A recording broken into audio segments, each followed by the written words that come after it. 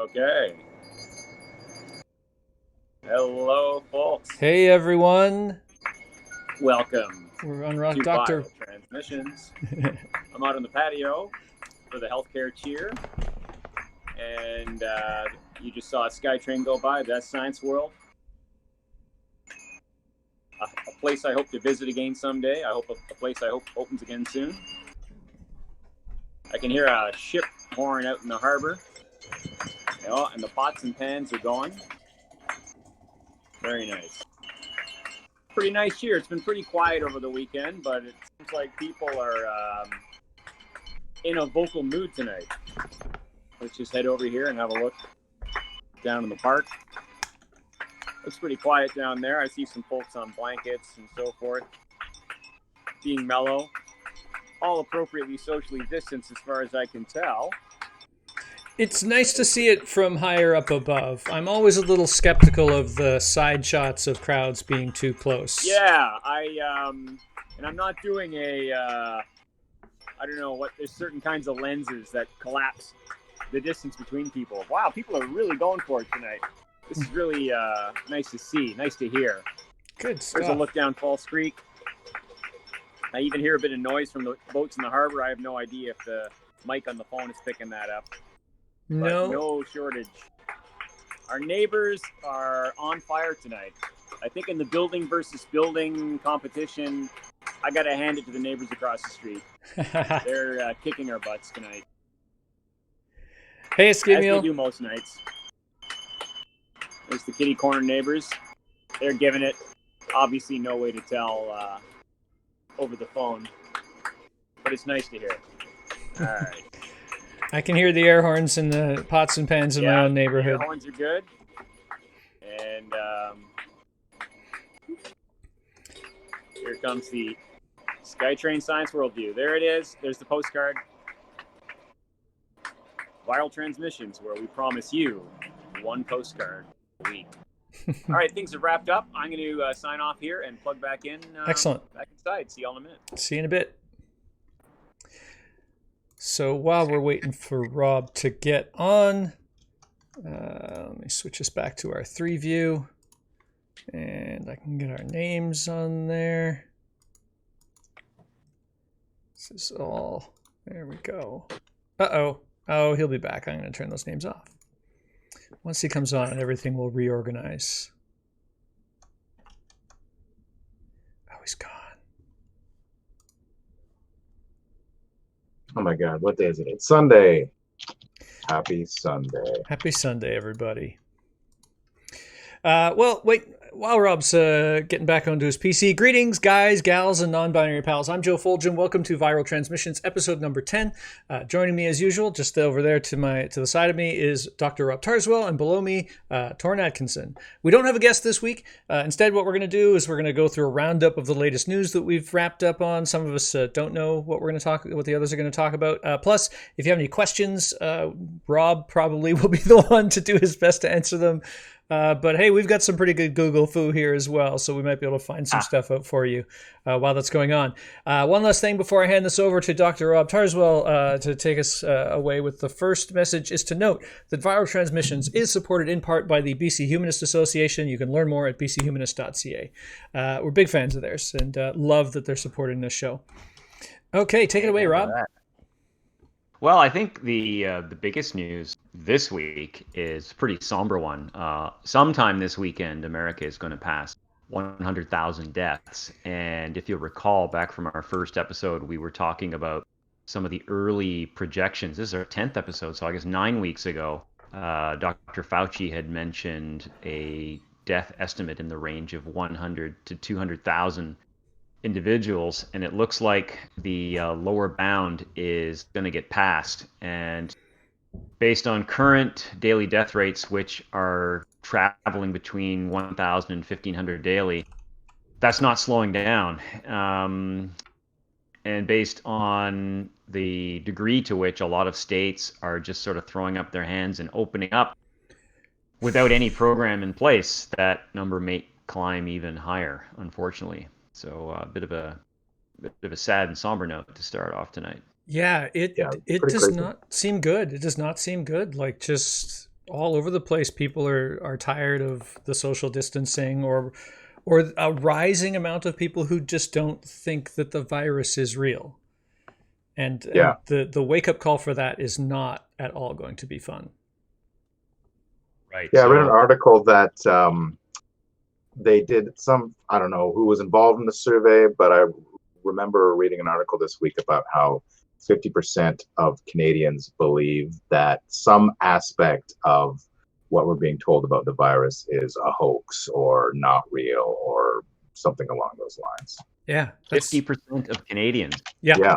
that's an astounding number. I Yeah. remember that as well. That includes believing things like that it was engineered in a lab, though, or Yeah. that not just that it's a hoax overall, but things like that China made it in a lab, or that we're just being lied to about it in some fashion. So it does cover a wide spectrum of conspiracy beliefs, not just it's bullshit, we don't need to wear masks, but still 50% is a very, very large number. And it's interesting to see, or will be interesting to see, whether those kinds of conspiratorial beliefs start to morph. It might seem paradoxical that, on the one hand, someone who believes a virus is engineered in a lab, suggesting that it's, really pathogenic and dangerous, and specifically meant to harm and kill humans, could, over a 3 to 4 week period, kind of morph into a belief that, well, it's actually just it's a hoax to perpetuate Bill Gates' microchip controls. Because we're human beings, and we're capable of simultaneously holding all sorts of internally contradictory beliefs, and if that set of internally contradictory beliefs has enough support, then that social support takes care of the dissonance between those two beliefs as a dissonance reduction mechanism. Mm-hmm. And people can kind of merrily simultaneously believe that, well, the virus is complete baloney, the virus was made in a lab. Well, those two don't really track, but there you have it. So I really hope that we don't kind of head there, but you never know. You never Yeah, know. the title of the article is survey suggests almost half of Canadians can't tell coronavirus fact from conspiracy theory. Oh, okay. So they're shown point A, point B, point C, and is it kind of true or false? That kind of a Mm-hmm. survey. Okay, well, maybe that's not terrible. I mean, it's 26% bad. believe COVID-19 is a Chinese engineered bioweapon released from a lab, according to a survey Wow. from Carleton University. That is not going to help xenophobic attacks Mm-hmm. happening in the lower mainland of British Columbia and other places. 23% of respondents believe the hyped and unproven claims by U.S. President Donald Trump that drugs such as hydroxychloroquine are effective. So almost 1 in 4 people think hydroxychloroquine can help. When it's, in fact, what we're finding out is it increases mortality, right? Like, it is more dangerous to take that than to take It nothing. is not just more dangerous, it is substantially more dangerous. Yeah. There was a large observational series published in the New England Journal of Medicine this past week. And let me just pull it up, just because it's quite impressive. And they found that 1,446 patients were investigated in various conditions. And this is a little bit different from a randomized controlled trial. This is just sort of looking at, okay, let's look at outcomes versus between similar patients put on the drug versus not put on the drug, and over about a 3-week period to a 1-month period, and let's see what happens. And in hospitalized patients who received hydroxychloroquine, what they found was that up to 45% of patients had an increased chance of death. So there were 45% more deaths, depending on the series, Mm-hmm. versus and the figures varied, like from 25 to 45% increased likelihood of death in the arms where seriously ill hospitalized patients were put on hydroxychloroquine or one of those two drugs plus azithromycin, which was the French protocol that first kind of made all the waves. And we talked about that when we had the pharmacist on. So that's, I guess, 5 or 6 weeks ago we were talking about that. So you could say that, well, all right, it's just an observational study. It can't determine cause and effect. We didn't take a similar group of people and blindly randomize them to blind outcomes. But this is how we prove that smoking cigarettes is dangerous. We didn't randomize tens of thousands of 10-year-olds to smoking cigarettes versus placebo cigarette. There's two types of studies you can do if you're wondering just out in the environment if something is helpful, maybe, or harmful, maybe. What you can do is you can look at disease outcomes and say, okay, who was smoking versus how often does this disease outcome happen in non-smokers? And one of the things the early findings say lung cancer, the thing everybody's heard of, right? Lung cancer was found to have occurred 20 times more often in smokers than in non-smokers. So on the one hand, okay, that doesn't prove that tobacco smoking causes lung cancer, which is exactly the argument that big tobacco tried to use for years. Well, where are the randomized controlled trials? Right. Well, I am shocked that unethical tobacco companies would ask for unethical studies to defend their unethical product. Shocked. Right. And then the other thing you can do is you can just look at, all right, let's just look at smokers and let's look at non-smokers and let's just see what happens over time. And to try and wash out the effects of group bias, like maybe there's something about people who smoke that's the real cause. Like maybe they're just more anxious and so they smoke to calm down, and maybe the anxiety is what's causing heart disease. Right? It's not wildly implausible, or it certainly wasn't, in the 50s, 60s, and 70s. And then you just see what happens. When 5 out of 10 doctors recommended smoking. Yeah. And cigarettes used to be recommended as a treatment for asthma. I mean, they do cause bronchodilation and drying up of secretions. There's no doubt nicotine has pharmacological effects, some of which in the immediate short term can be helpful.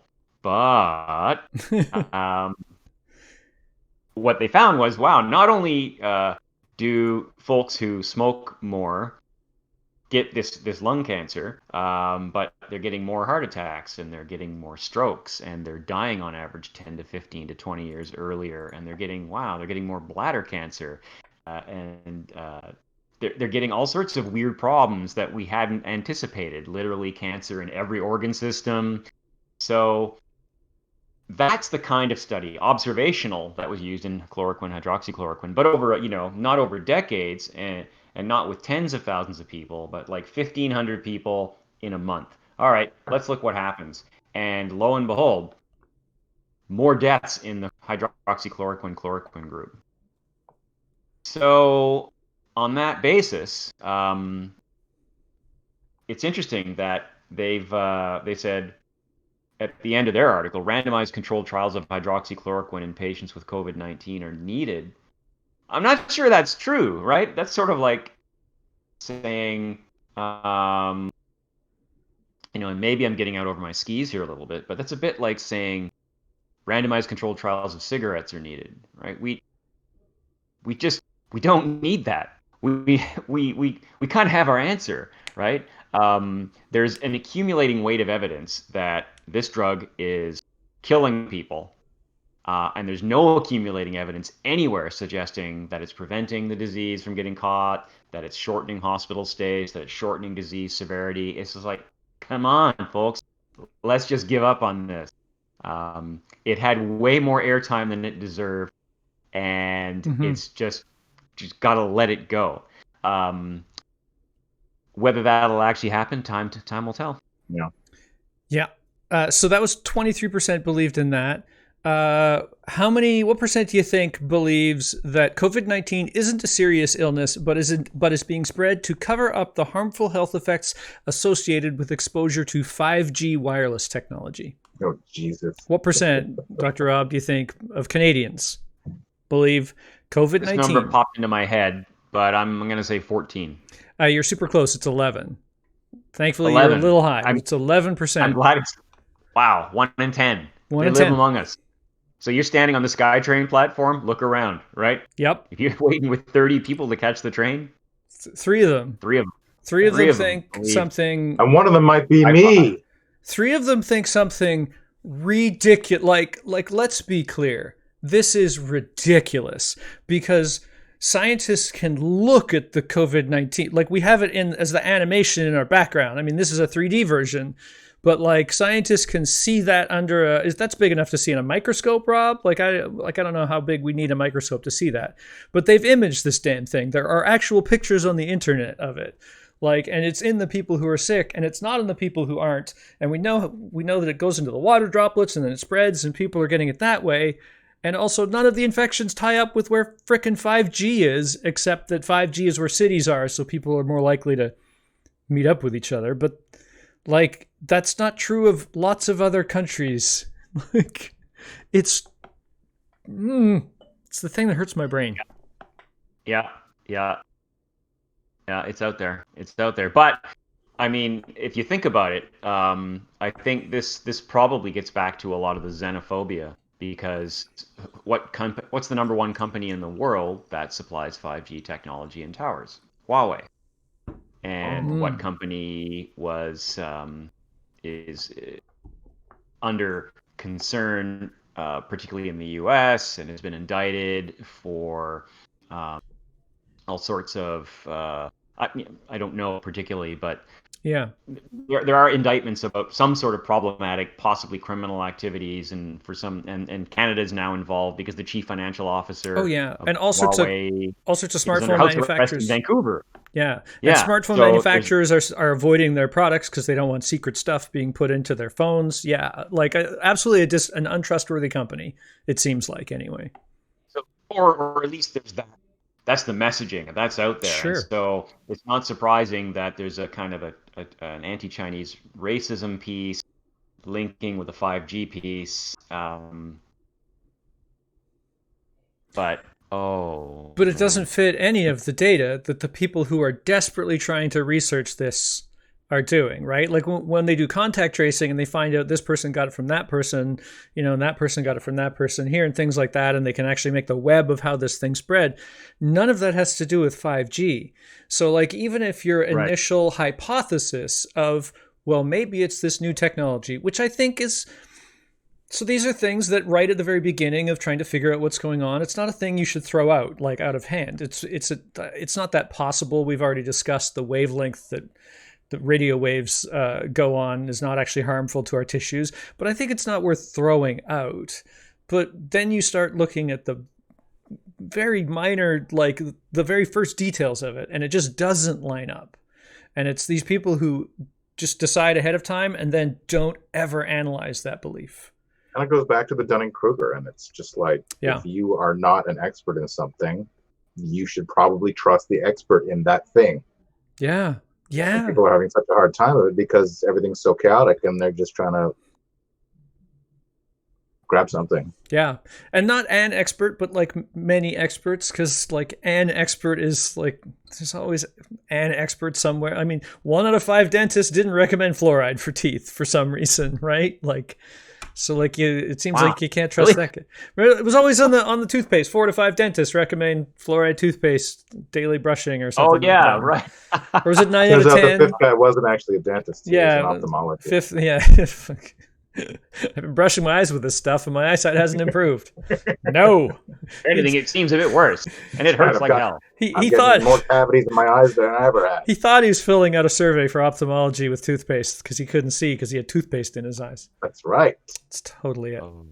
Cavities in my eyes. The doctors call them corneal ulcers. Test your own beliefs. Every once in a while, just think when you think about a thing that you're pretty sure that is true, just go, wait a minute, how do I know that's true? Like, it's so I really surprising people to are. me how often you'll do things like I'll do things like that and then just be like, I'll do a little Google search and I'll look a thing up. And then I can't think of anything specific right now because I've been doing this for probably 10 years or so and most of them have been weeded out. But like, All of the things that my mother told me, a lot of they were that, all lies. yeah, for sure. All lies. Everyone. Wow. Including that she That's loved disillusioning, you. my friend. Oh, Oh, snap. I like your mom, So- right? Your mom was pretty cool. That one's not objectively, it's not testable That's right. Hard to test. with the scientific Can, method. can we do a random control trial with you and Merrick? That's right. Well, yeah. It won't be blinded, though. No. The unloved kid's probably going to feel that. The unloved kid's going to know that. Poor Yeah, Merrick. yeah. It's just the way the dice roll, Merrick. Okay. And as No Wu reminds us, 4 to 5 dentists recommend sugar-free gum for their patients who chew gum. So I wonder if there's a 20% overlap with the no fluoride and use sugar. 1 out of 5 And get dentists into- is a dope. And get into my clinic. Get into my clinic because I'm not doing enough drilling. Maybe Like- 1 out of 5 dentists is pandering to the conspiracy theorists to get business. I mean, maybe there's probably a market there. Like, I think so many people end up in that section of the world simply because they need to make money somehow, and then all of a sudden they start getting paid attention to by this weird fringe, and they go, "Oh, that's where the money is. Let's edge over that way a little bit more." And as you edge over that way a little bit more for a year or so, all of a sudden you're right in the middle of them. Like, that's kind of how I Dr. feel. Oz story. The The Dr. first Oz. time he was on Oprah, he was extremely sound. He brought on a heart. He brought on examples of fat, what it looked like in your arteries. It was brilliant. He explained coronary artery disease, and it was fantastic. And 1 year later, it's goji berries, and you'll lose 5 pounds in a week. And like, wow, how did we get here? Rob, if you ever become a famous media doctor celebrity, I'm holding your feet to the fucking fire constantly. You have blanket permission to just come and kidnap me if Awesome. I go off the rails Awesome. and take me to a cabin in the woods for deprogramming. That's right. I don't know how to deprogram. Wait, Google. How You can get help. You can get. How to All you have to do is get me to that deprogram cabin. a psychiatrist? Yeah, just get me out there, lock me in with food, water, Gone and wrong. sanitation, and figure out what you got to do from there. And then got Hans my- Moman comes out of the shack and says, "Cowabunga, dudes!" If you recall your Simpsons references. So Barely. That one. on the sort of the China versus America track, what's interesting, the two leading virus candidates heading into phase 2 trials are the ones that made the biggest news this week, because we talked about the Oxford vaccine a couple of weeks ago, which is rapidly heading into phase 2. We have the Moderna vaccine, which is an RNA vaccine. And we have the CanSino vaccine, which just reported phase 1 data, and it's a recombinant vaccine. And just How a do you spell reminder that? to all the folks at home, pardon me, How do you spell that? The second one? Vaccine? recombinant Combinant? or CanSino? It's like recombine ant, except there's no E. Just you could look on our research sheet, which should be open in front of you. In fact, Torrin, there's a World Wildlife Federation of Justice character for you, the recombine ant. Good. Very good, yeah. He And he can- shoots adenovirus. Oh, yes. He- See, Oh, I thought he breaks up into millions of tinier ants and then recombines into one giant one. Ugh. Well, he could do that too. And those ants break into adenovirus. There you go. Yeah, he can go even smaller. We've got to go So deeper. He We've got he to, can literally get past anything. and then from there he can actually break down into individual atoms and just become a nanite cloud. Oh, so he could even make it through a level 3 lab. Yeah, absolutely. Absolutely. Oh my There's God, no okay. keeping the recombine ant out. So the I'm getting ahead of myself with the news. So the Moderna vaccine is a messenger RNA vaccine, and if just a reminder, your DNA is basically this is an oversimplification, but it's a great big long string, and along that string is data that codes for amino acid combinations. And amino acids combine to make proteins. But this happens in steps.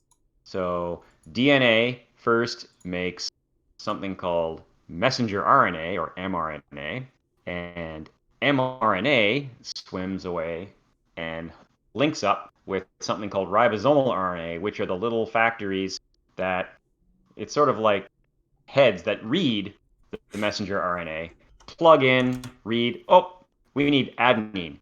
And it goes off and gets it, click, and then another ribosomal RNA comes along, click, The human body is an amazing thing. grabs more amino acids and so on, and those link up down at the bottom of all the ribosomal RNAs.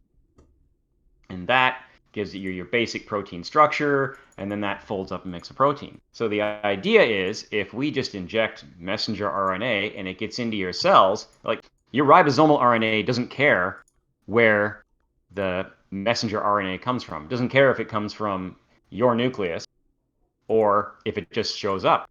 They're just hard-working little protein printing machines that are happy to accept any input. And so they'll make proteins from the coronavirus, which we've reverse engineered into basically data chains of messenger RNA. Make sense? Sure. Did I explain that? So it's a lot of stuff. But yeah, Basically, there's a sequence of events that happens in your RNA and DNA. yeah. DNA makes RNA, RNA makes protein. And if we just inject you with RNA, that RNA will get used by your cellular machinery to make proteins too.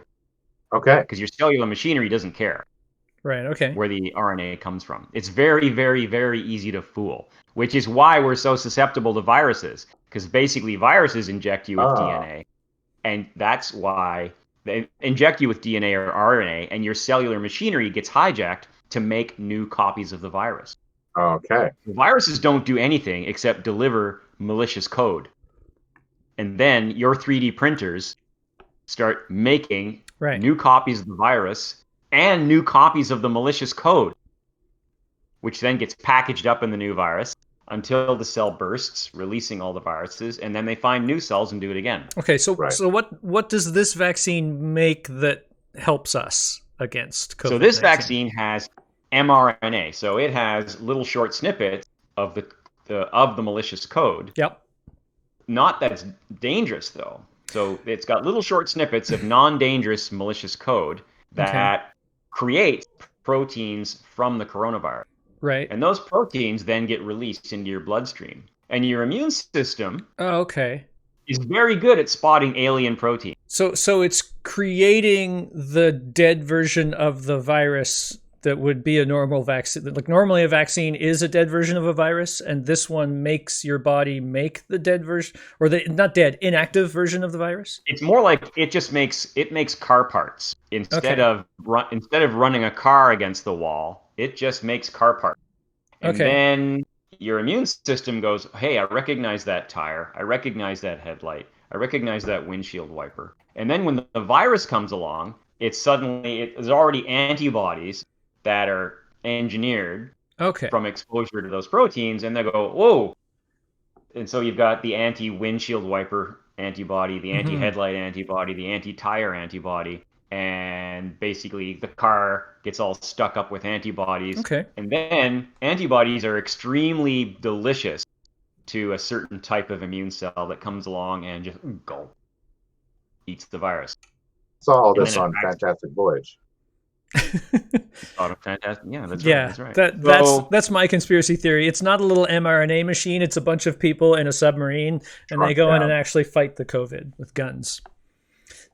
Fight the COVID with guns. It's an American vaccine. mRNA. So that's what Moderna is doing. They're trying to get a short sequence of malicious code vaccine to the market. CanSino is developing a recombinant vaccine, which means it's a viral shell that has RNA from the coronavirus in it already. Okay. So that adenovirus which is in itself harmless, but very, very good at getting inside cells, delivers the DNA instead. Okay. The mRNA is new. It's new technology, and it would be much faster because it's much simpler because you don't have to grow viruses. Right. You Yeah. just have to make mRNA. Whereas the recombinant adenovirus technology has been around, well, I mean, almost, not almost as long as we've had vaccines, but it's been around a good long time, about a half a century. Are they And both it's basically been doing the used. same thing, just in different ways? Right. So but the adenovirus, it'd be sort of like giving you a thumb drive, and that's the mRNA vaccine. Whereas the adenovirus vaccine, I'm giving you the laptop. Okay. So it's both. They're both just ways of teaching your immune system how to target COVID-19, or it's just not Yeah. COVID-19. COVID-19 is Disease, SARS-CoV-2. Yeah. SARS-CoV-2. Yeah. Yeah. Yeah.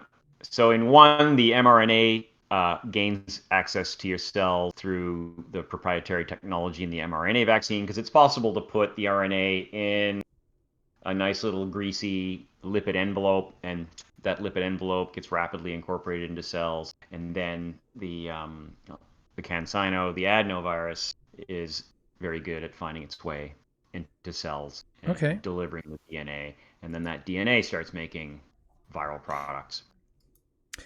Yeah, I don't think I'm ever gonna. I'm especially with the way people are behaving. I don't think I'm gonna feel safe until after I've been vaccinated, and even then, I mean, these are pretty quickly developed vaccines, and even some of the best vaccines, 75% effectiveness or something, or even lower. I think sometimes with depending on, well, that's targeting with flu vaccines, right? But still, we need everybody vaccinated. Until then, We do. I can't see myself kind of re-entering the world. So, of course, both of these vaccines are associated with significant controversy. Okay. Moderna's vaccine, which has really promising phase 1 data and is going to be rolling very quickly into phase 2. The chair of the company also is an advisor to the U.S. federal government, and so it has the government's ear, which is an awfully nice megaphone. And last Tuesday said, "Gee, I'm gonna get rid of my conflict of interest here, and I'm gonna sell a bunch of my stock." Well, of course, the stock had already shot through the sky on the strength of the phase 1 data findings. Mm-hmm. So this isn't exactly selling well, but it's kind of getting buried in all the other news. So good chance it's gonna get away with it. What are you gonna do, right? With how many people in this world become wealthy off of completely useless means, I'm kind of happy with somebody saving billions of lives, making a bunch of money. Sure. I'm Yep.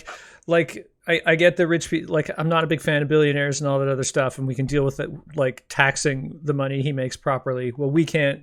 It's America, but Yeah. yeah. If we got to pay people off to save the world, then fine. Fine. Yeah. Yeah. It's now the other the controversy with the CanSino vaccine is that it's a cooperative enterprise between Canadian and Chinese researchers. So there's all sorts of ideas floating around. Well, this is the Chinese Communist Party vaccine, or this is the People's Liberation Army vaccine, and that kind of quickly gets caught up in a whole lot of anti-Chinese xenophobia.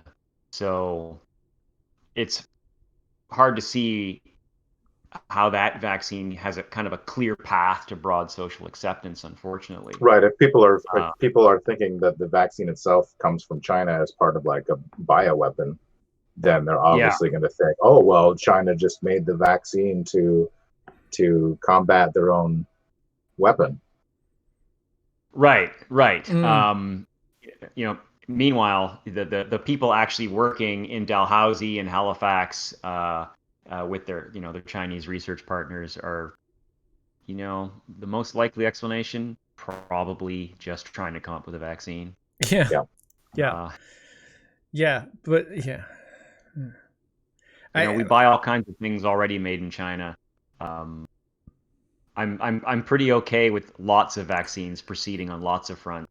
All of to our get phones that contain GPS modules in them, all of them, are, at least the base parts, were made in China. Like the conspiracy has already been taken care of. People, this is Chinese. It doesn't matter if it's Apple or Android. It doesn't even matter if it was assembled somewhere else. The parts in it somewhere were made in a factory in China. So those controversies aside, both of these vaccines are showing preliminary data. The nice thing about CanSino is they just went ahead and just published all their data, so it is out there for peer review. Whereas Moderna is still keeping a lot of their data proprietary.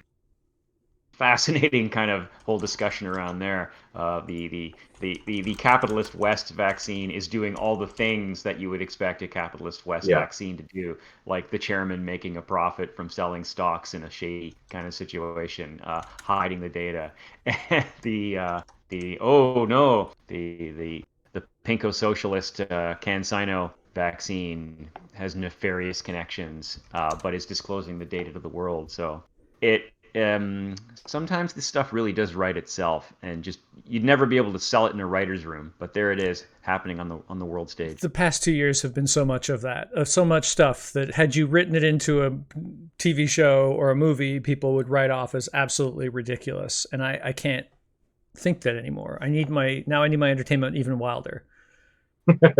So if you grew up and your childhood dream was to write screenplays and novels about American political intrigue, well, I've got some bad news for you. One, they're nowhere near as smart as you think they are. I think it's basically a death of Stalin going on in there, but before the death happens.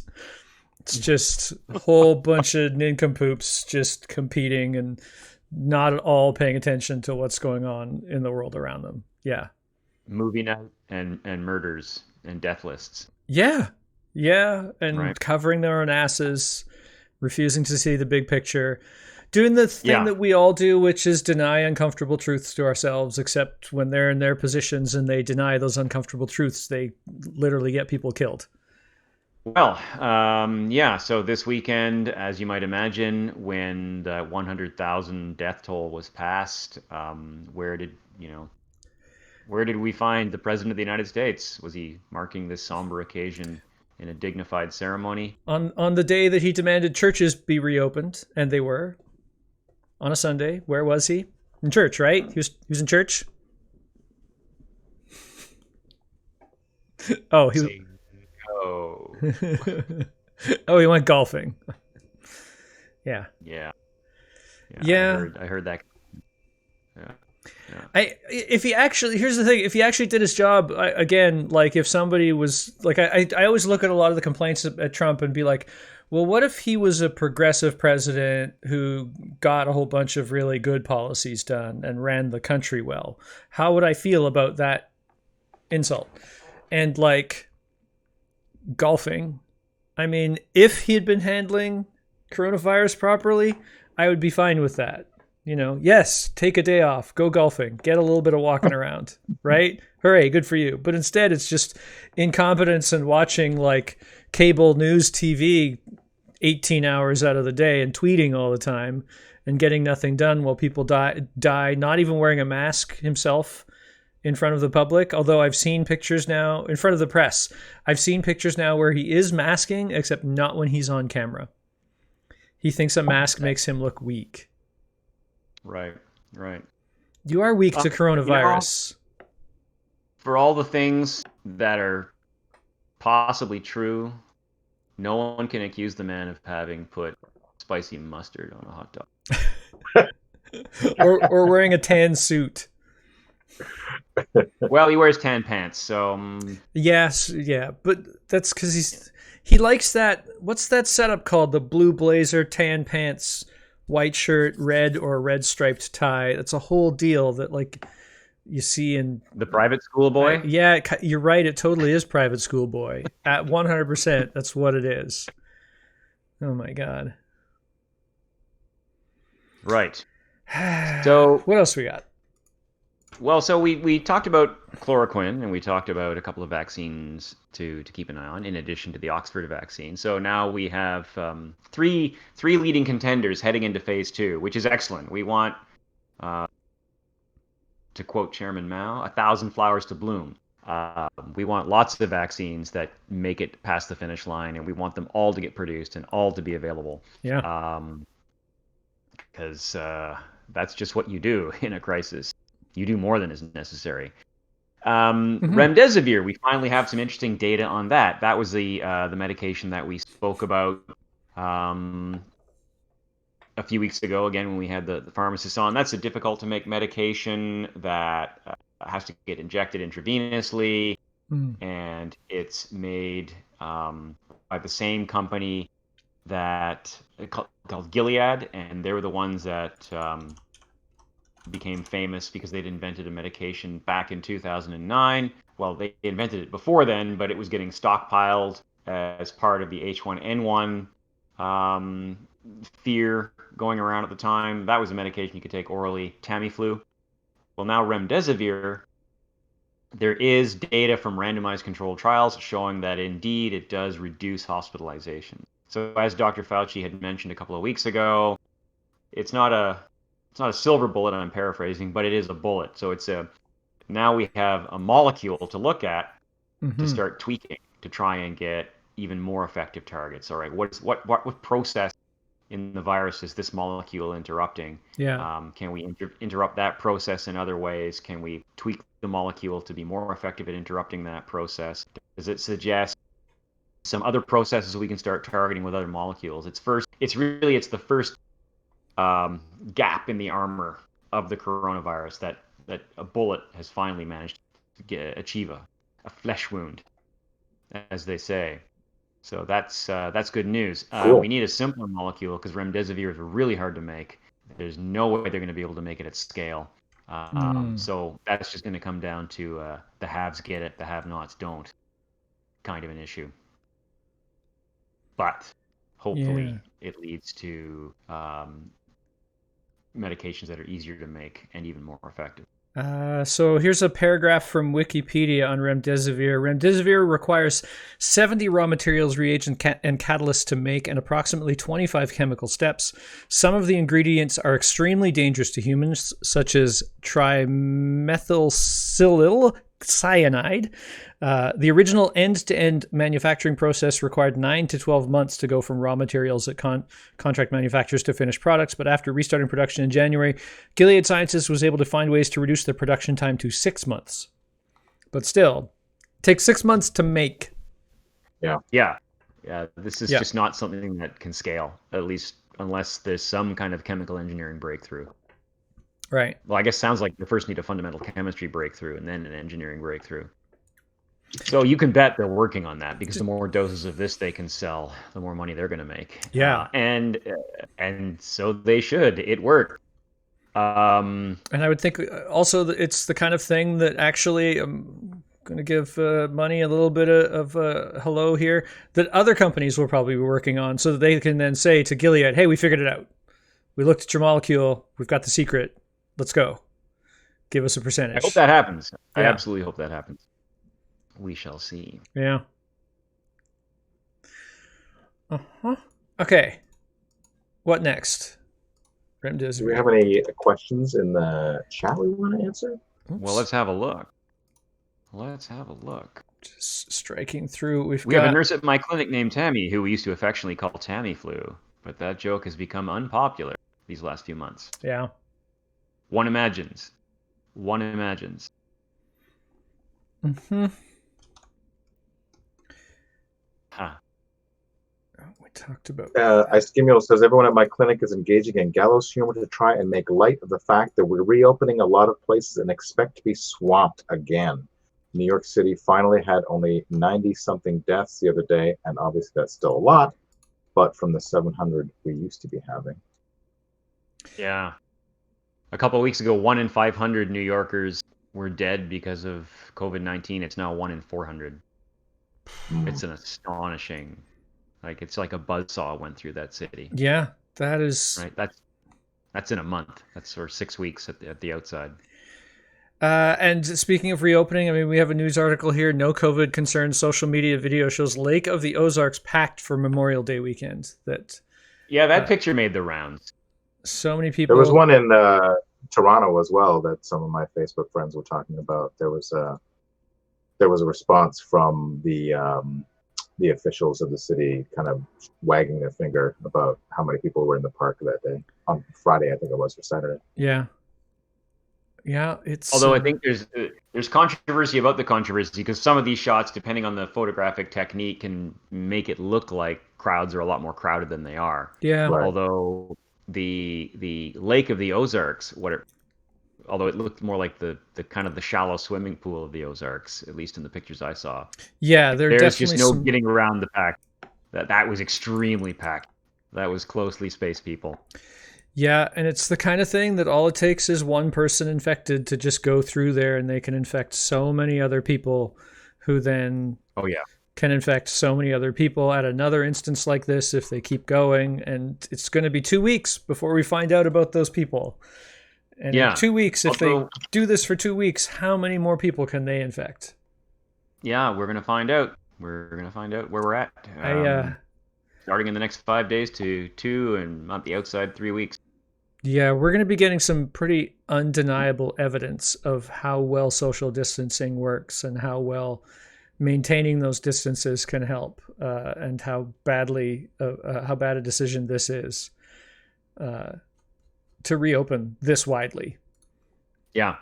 I've But every seen. day every day I'm having arguments on Twitter with, but the economy, dudes. So Yeah. the economy bros are out in force, and I was The economy, when everybody's engaging sick with and them today. hospitals are overrun and lots of other people are dead, and also everybody's scared of going out. Like, once you hit a certain number of infections and deaths, people just aren't going to go anyway. So Yeah, having a restaurant open when everybody's afraid to go to a restaurant because you finally hit the thing that we're trying to avoid, like mass death. Like, not that 100,000 is a mass, but like, it's very easy to, when you're dealing with the kind of growth this virus can do, to go from a 1 to a 10, right? Or 100,000, which means 100,000 to a million. Yeah, I have a friend who was saying they can't get they can't get staff at the restaurants. Mm-hmm. Even though the restaurants can reopen, they can't get staff to work there because the staff don't want to subject themselves to that environment. it's So, fascinating. There's this kind of this Twitter those restaurants argument aren't that open. yeah, there's this amazing Twitter argument that if only we just end these public health measures, everything's going to be fine. And they adduce all sorts of like really, really bad, wild arguments in favor of it. Like, we have to end the lockdowns or else suicide rates are going to go through the roof, said by people who clearly couldn't give the first shit about anyone's mental health ever. Yeah. Yeah. And But the data are so clear. Demand was falling before any stringent public health measures came in place, right? Retail store visits were dropping, restaurant visits were dropping, and this is Mm-hmm. all happening in the week or two before public health measures were declared. And if we look at the data in the states that opened early, Texas in particular comes to mind. Looking at there's an app online. I forget the name of it at the moment, but it tracks restaurant reservations and seating, and so they've been sort of following. All right, well, how many people are going out to restaurants now that you can? And it's kind of gone from flatline to like a little bit like this. But restaurants operate at such a thin margin. Having Mm-hmm. 20% of your restaurant full is not compatible with success. All it means is now you have to pay not only your lease, but you have to pay all your cooks and all your staff, and you're not making enough revenue. Mm-hmm. And so paradoxically, this is potentially driving restaurants into bankruptcy much, much faster than Yeah. actually taking a public health approach, getting control over the outbreak, and then reopening with robust testing, tracing, and social isolation. And wow, do I get headaches trying to explain to people that no, it's actually the coronavirus that's killing the economy. Public health measures are the thing you do to stop the virus. Mm-hmm. It's not like the economy was just trucking along fine one day Yeah. and then some evil public health officer said, nope, that's it for the economy. Everyone out of the pool. Yeah. Yeah. But that is widely believed among it's a particularly tenacious belief in American libertarians. Oh, did I say that incorrectly? Yeah. No, not really.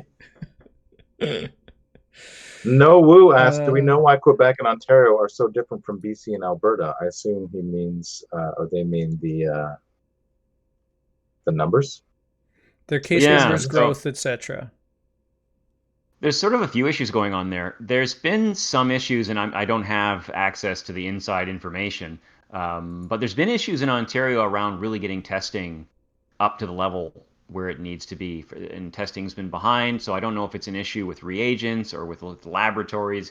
In BC, the call went out really early. Like, if you're a postdoc, if you've got these kind of skills, we want you. And lots of labs, lots of equipment, lots of people jumped on board, and we were able to scale up testing really rapidly.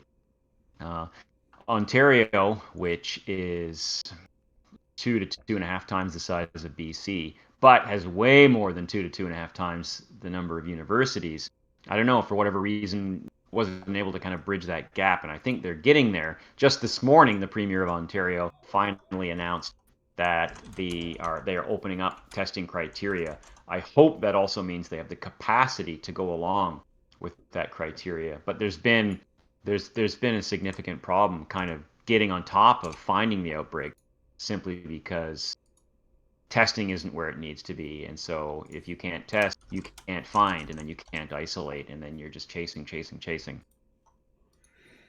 Yeah, I think Ontario got hurt pretty badly because they also had a spring break a week or two before the lockdown happened. Isn't that right? There was bad luck, for Ontario and Quebec as well. And that ours was later, so like we were able to get enough time to say, no, you don't do that. And just that, because of how viruses spread, right? If you get an early batch of them, each of those batches goes off to like make more, whereas we didn't have those early batches and stopped it. So our numbers just started lower to start the spread from because of that. Yeah, exactly. So well before any public health measures other than, say, testing people arriving or at airports, like, have you been traveling to China? Do you have a fever? These, those very early, really simple measures that were in place.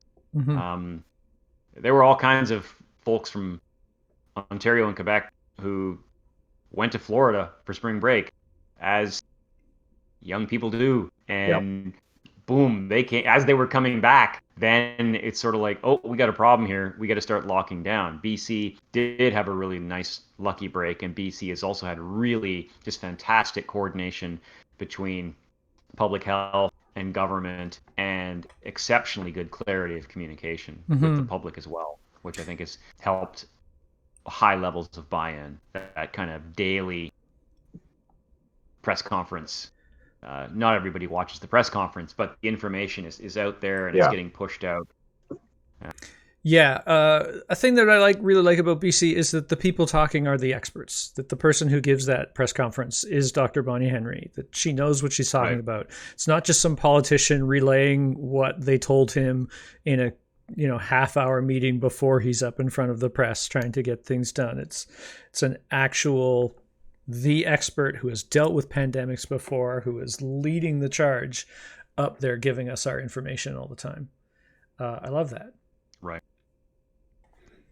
And in Quebec, I'm not really sure what the issue is there. I do follow some health reporters out of Quebec, but I'm only just starting to kind of get a handle on what's going on there, so I wouldn't want to speak at a school. Yeah, Quebec. It looks like Quebec's got about 10 times the amount of cases as BC. BC at 2,517 on this this is as of today.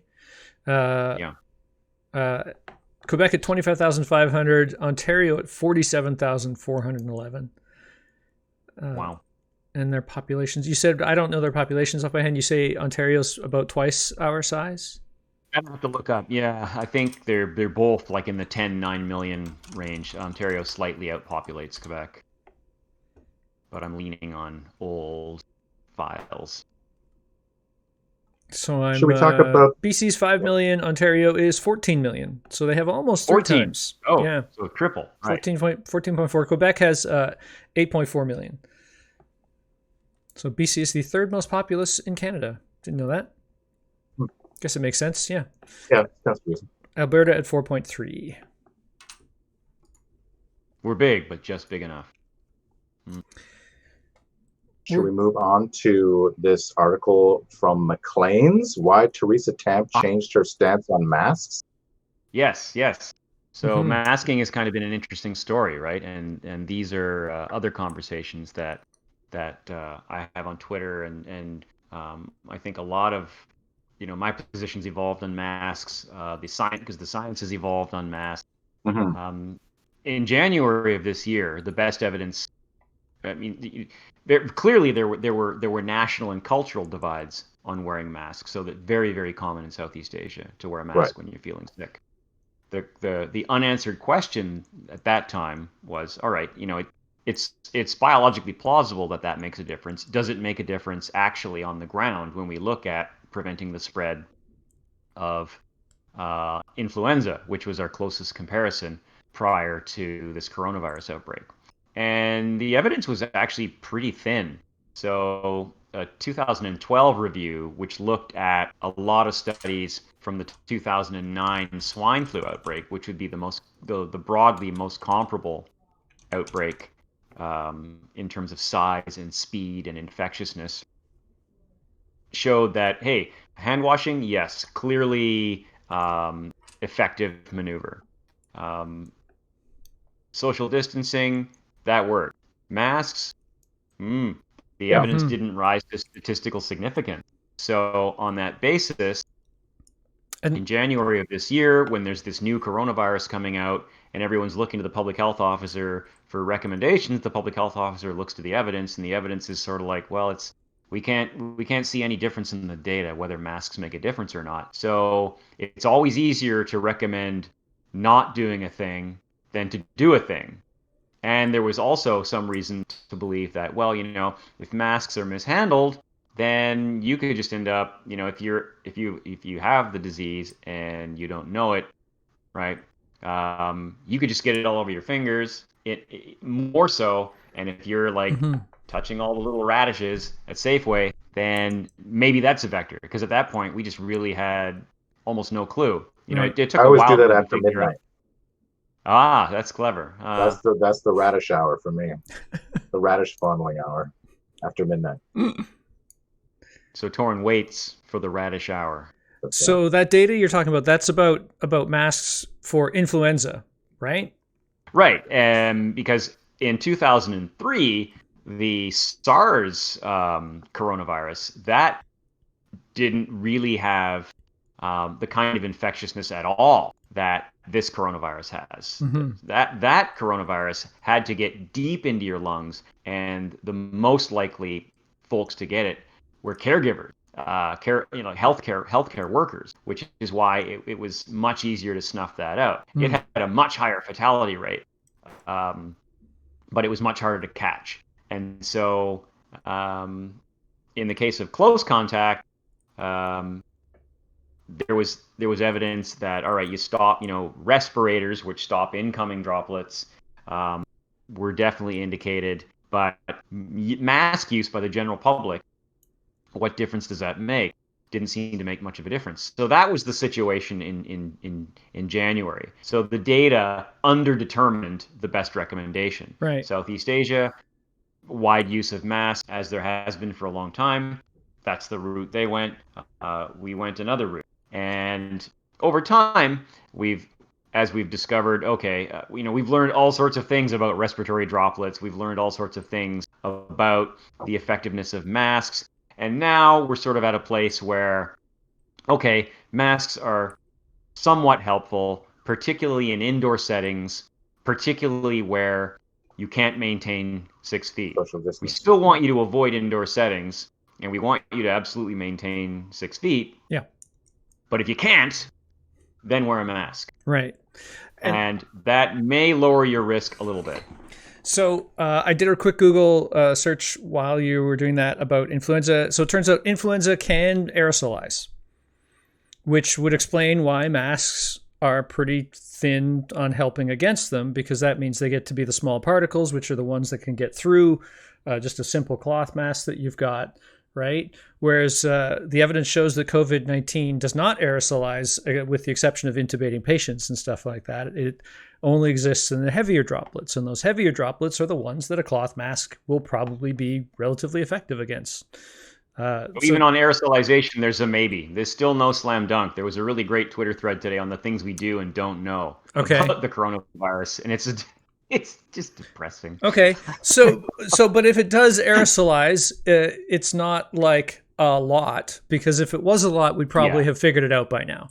So we'd see figures more like measles. Yeah. Well, that's why we have to. Isn't like my understanding of aerosolizing is basically, for me, that's why we're 6 feet away from somebody, because they're talking and coughing and whatever, and so those particles go through the air. Is that right? Is the scientific definition of aerosolizing different than just spitting on someone? Yes, it's the language is confusing. So you emit respiratory droplets of varying sizes, right? And you've got the big ones that fall pretty rapidly. You've got the smaller ones that go a little further and then fall. And aerosolization is a process that happens to what are called droplet nuclei. And the way to think about that is essentially those are dried out virus particles that aren't in a respiratory droplet anymore. They're just floating free like cigarette smoke in the air. Okay. So think about there's no it like fluid involved. Is that right? No fluid involved. So it's not clear whether coronavirus survives aerosolization. Measles loves aerosolization. You can get measles walking into a room 2 hours after somebody with measles was in the room. Just the same way that you can tell somebody was smoking a cigarette in a room maybe an hour or two just by walking through and sort of smelling the residual cigarette smoke. So if you want cigarette smoke is the way to think about measles. Okay. So if you want to connect it to the word air and aerosolize, think about it that the virus has to be directly exposed to air rather than being inside a water droplet. Gotcha. Okay. So that's the deal. Yeah, masks. I mean, and again, as I say, I like to bring this back to gaming a lot. What we're figuring out is the mask does give you a bonus to your roll to, defend against COVID, but the best advice is to not make that roll, right? Because no matter what your bonuses are on that roll, you can always roll a 1, and then you get it, right? And so also the mask, really, it stops you from spreading the disease. So it's sort of one of these prisoner's dilemmas where we all have to cooperate. Yeah, it gives you a +1 to resist getting it, but if you have it, it gives everybody else a much, much bigger bonus to defend against getting it from you. Is the way to put it. They don't have to make the roll. But yeah, don't. Well, they do, because it's still not 100%, right? Yeah, well, not from you though. Is what is the idea. I think they still would. The memes anyway that I've seen, like there's still a chance, because we don't know, and it depends on how well it fits your face and all sorts of stuff like that. And I wouldn't want to advise people that if somebody wears a mask, you're totally safe around them. Like that's not. Yeah, it's not true. So when I go into a store, I put on a mask before I go in. I still try to stay far away from people, or if we're passing each other on the same aisle, I don't dawdle. I get past the person. Yeah. And get out of the store as quickly as I can, because I don't know how the air is recirculating in there. And we know that there was a really interesting restaurant study in China. One person who had the virus didn't have symptoms, and half the restaurant caught it just because of the air recirculation system. Yeah. So get in. Get your mayonnaise, get out. 6 feet is advice if the air is still. I guess is the way to say it. But if there is like an Yeah. air current, it could travel significantly further. Yeah. Well, that was confuses me because I'm hearing also, the authorities are saying your chances of getting it are much less if you're outside. Mm-hmm. Yeah. But then somebody bikes past me, and I think, oh shit, now I'm in the wake. I'm in the of this right. person's breath because they're not wearing a mask. They're huffing and puffing. They're passing me on the left, and I'm outside, but I guess it depends where you are outside. The current definition of a high risk exposure is 5 minutes of contact with somebody who has it within 6 feet, where you're having kind of a normal conversation. So that's almost never going to happen with somebody on a bicycle. The other nice thing that happens outside is there's ultraviolet radiation, which cooks some of the virus. There's also breeze, which dilutes the infectious dose. You have to get a certain amount of viruses to overwhelm your kind of frontline defensive system. The current thought is it's probably around 1,000 viral particles. In a normal conversation with somebody who's infected, that takes about 5 minutes. But those brief kind of walking by someone, passing by someone, are thought to be very low risk. Okay, gotcha. Speaking of ultraviolet, yes, I posted this question on my Facebook, and I got a lot of good responses from a lot of people in the medical industry. But I was wondering because I have these guys, these disposable surgical masks. So I'm thinking like, okay, I have to go to the store. I'm going to be in the store for 10 minutes, maybe 20 minutes if I'm stocking up. I don't want to throw it away if I don't have to. If I have a limited supply, can I just hang it on my balcony for 1 day, 3 days, 7 days, and will it be safe for me to wear again? Well, there's a reason there's the word disposable in disposable surgical masks. Part of what happens, yes, the ultraviolet is killing the viral particles. It's also breaking down that kind of paper matrix in the mask. And so larger droplets are escaping. Yeah. So the mask if the quality is degrading at a microscopic level, you won't see it. I mean, eventually you'll see it, but initially you won't see it. Right. Yeah. Just get some masks from Sarah. I got a cloth mask on the way. I've got my kitty donut material. So I should be getting it soon. But until then, I don't want to run out of these little bad boys. But what I wanted to mention, they're charging a shockingly high amount of money for them, aren't they? It's like $50 for 50 masks, whereas under normal circumstances, it's like $12 for a pack of 50.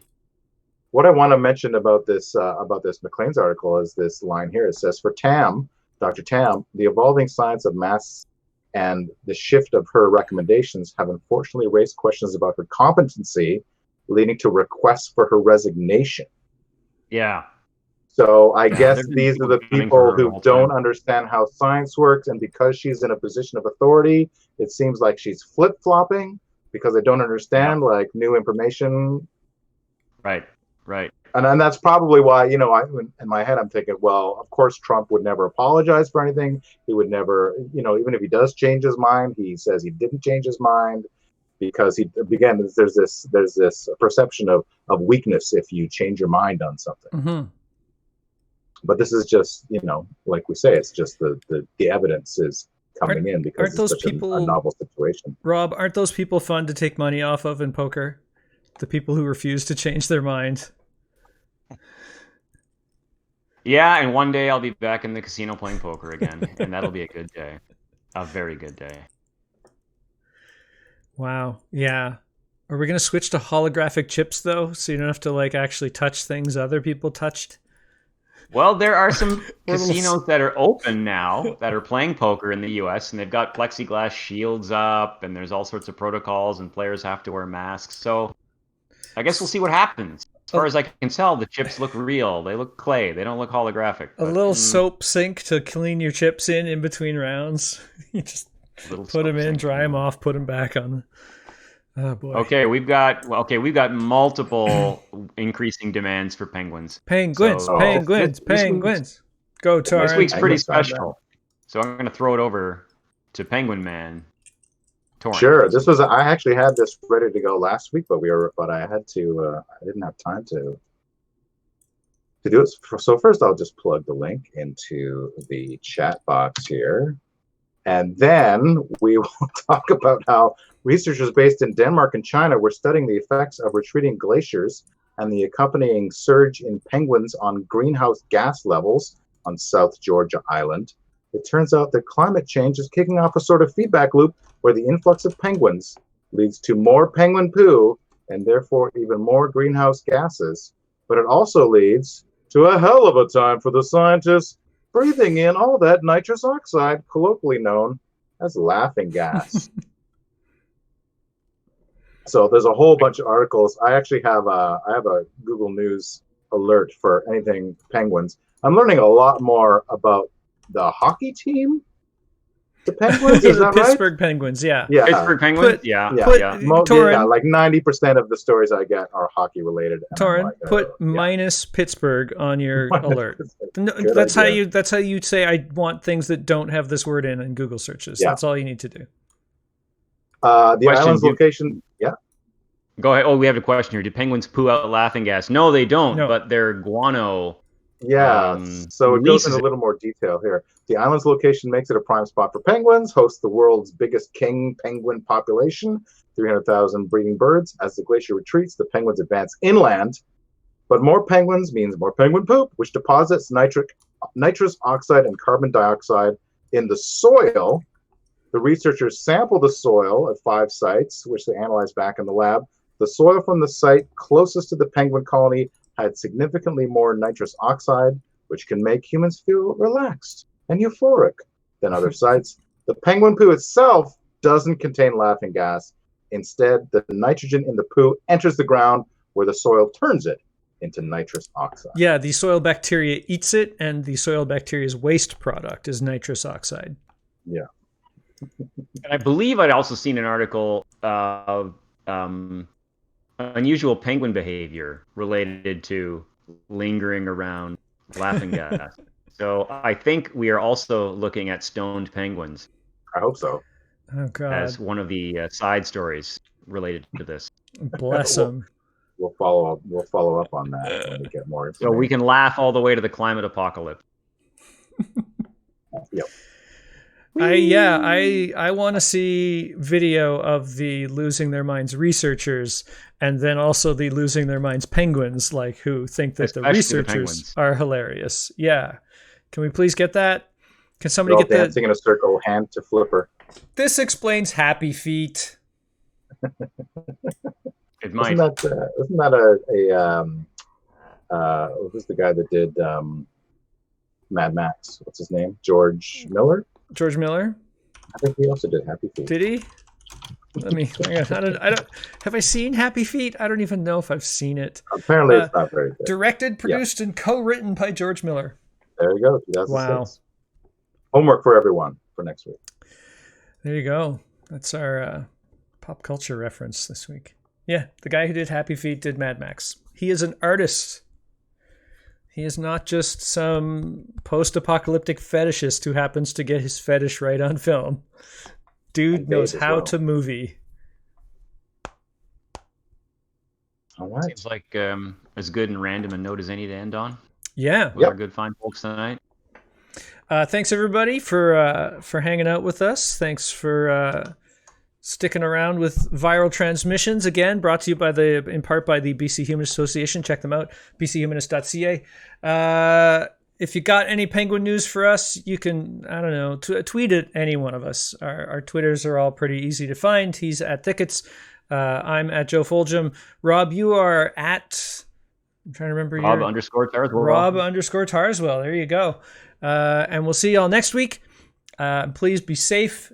Spread the word, not the virus. Not the virus. Later.